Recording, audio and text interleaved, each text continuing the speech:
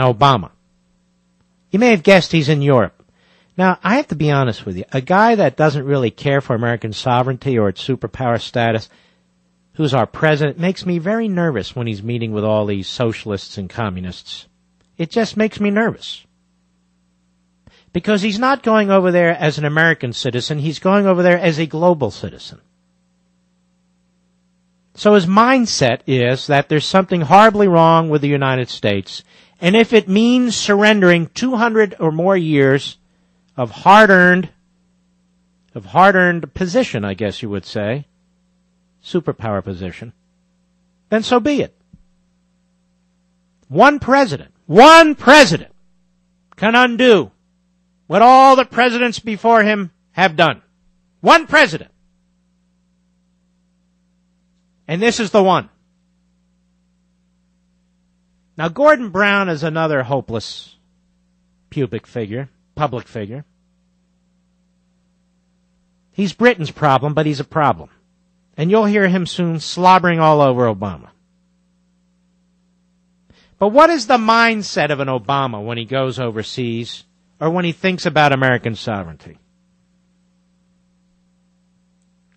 Well, I say in Liberty and Tyranny, the statist is and will be no more successful in his foreign policy promises than in his domestic promises.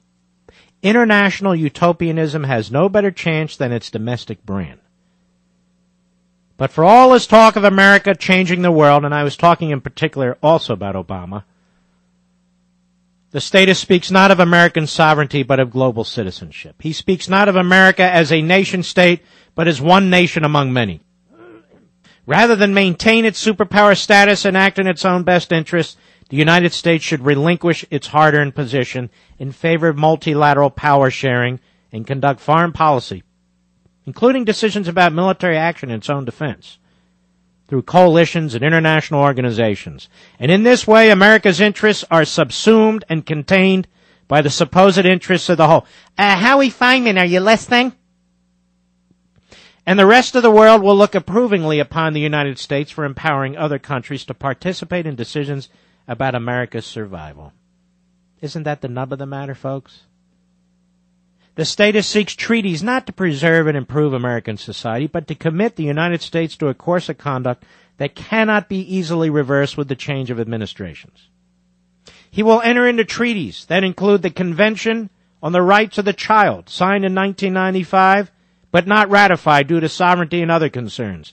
The Convention on all forms of discrimination against women, which the Senate has refused to ratify since Carter signed it in 1980. The Comprehensive Test Ban Treaty, signed by Clinton in 1996, rejected by the Senate in 1999. These will change. The Senate will come around. This Senate anyway. The Kyoto Protocol on climate change, signed by Clinton in 1998, but never ratified. Bush withdrew it in 2001. The Convention on the Law of the Sea, which would restrict U.S. commercial military operations, but the Senate hasn't taken it up. And by the way, Bush supported that one. And the International Criminal Court, which the United States has not joined.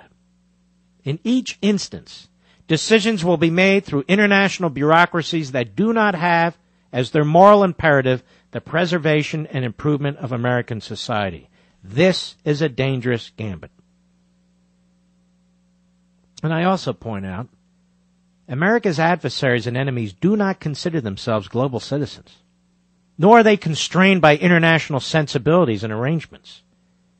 A resurgent Russia, an aggressive China, communist movements growing in Latin America, rogue regimes in North Korea and Iran, Islamic terrorism, to name a few, all reject the status utopia as a weakness to be exploited.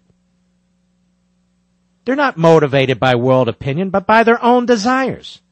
They seek strategic, economic, and military advantage. For example, while China locks up oil contracts with countries in Africa and Latin America, and Russia lays claim to the North Pole to expand its access to crude oil, the statist asserts that America is only 5% of the world's population, but consumes 1/4 of the world's total energy supply, suggesting that America must become poorer so the rest of the world might become richer. The statist believes Americans are gluttonous and wasteful, taking from the world that which belongs to others, whereas the conservative believes Americans are successful and productive, contributing to their own preservation and improvement. And by the way, the United States also produces and supplies goods and services to the rest of the world, thereby improving their lot. And furthermore, many other countries are incapable of accessing or utilizing natural resources as a result of their own governments, cultures, and societies. So this is where Obama comes from. This is where his head's at.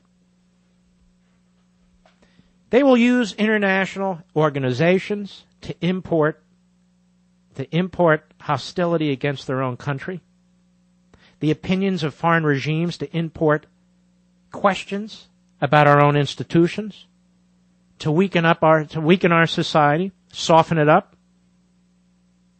But Mark, why would an Obama or any statist want to destroy America's sovereignty and become one of many? Ladies and gentlemen, it's a form of conquering. Obama wants to be on a bigger stage than the national stage, as did Clinton and Carter. He wants to be on the international stage.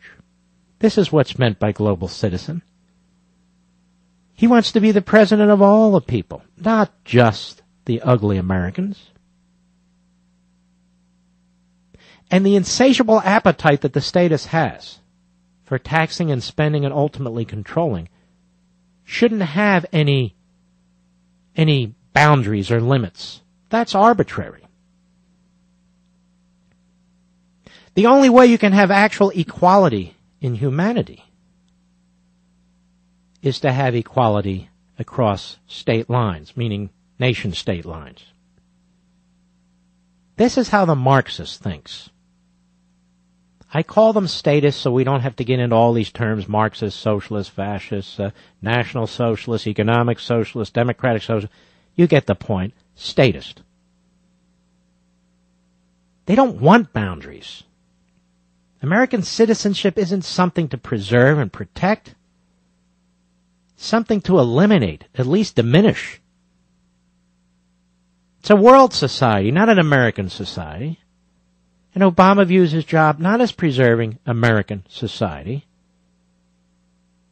but opening our society to all other societies, blending it in with the others, so it's indistinguishable over time. It's a scary thought, but just watch them and listen to them. He's over there apologizing for us, as the statist always does, and it infuriates us. But that's what they do. We'll be right back. Mark Levin.